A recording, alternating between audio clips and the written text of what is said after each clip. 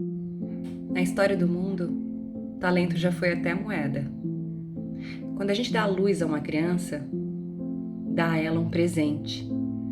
O dom é o som de quem a gente é. Cada um de nós define o que faz com esse poder que ganha. Posso guardar o meu escondido na gaveta ou criá-lo ao ar livre, com a alegria de uma criança. Talento é uma coisa humana, tão natural quanto a luz do dia. Posso tê-lo só para mim, sem ar até que vire uma flor seca dentro do livro, ou posso compartilhá-lo com o mundo. Feliz o adulto que cresce ao ponto de realizar o dom que recebeu da vida. Nesses dias difíceis, refugia suas aflições no seu dom. Fica perto dessa força que faz você viver. Sintoniza com algo que é de todo dia ou de fim de semana. Mora no seu dom para se fortalecer.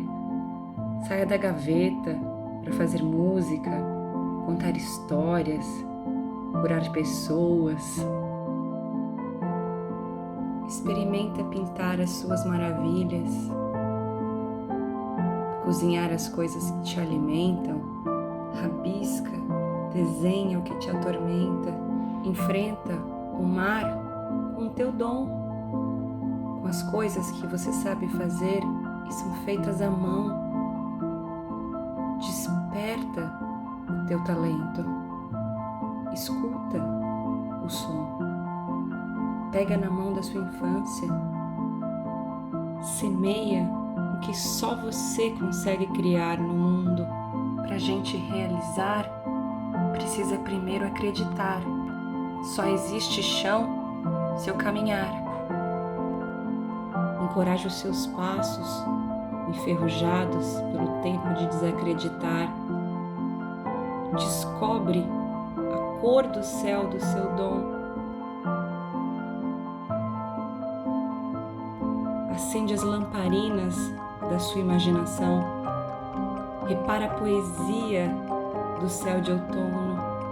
A luz do dia se vai, se mistura e o seu dom ainda brilha.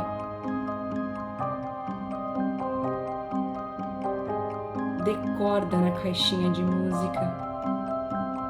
Acorda suas mãos.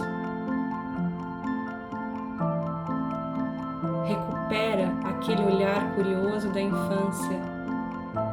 O talento é um alento nos dias difíceis e nos bons também. É a brisa que coloca a vida em movimento. A arte salva vidas, como a minha, como a sua. Devolva ao mundo o que nasceu com você. Felicidade é fazer o dom voar, muito além de você.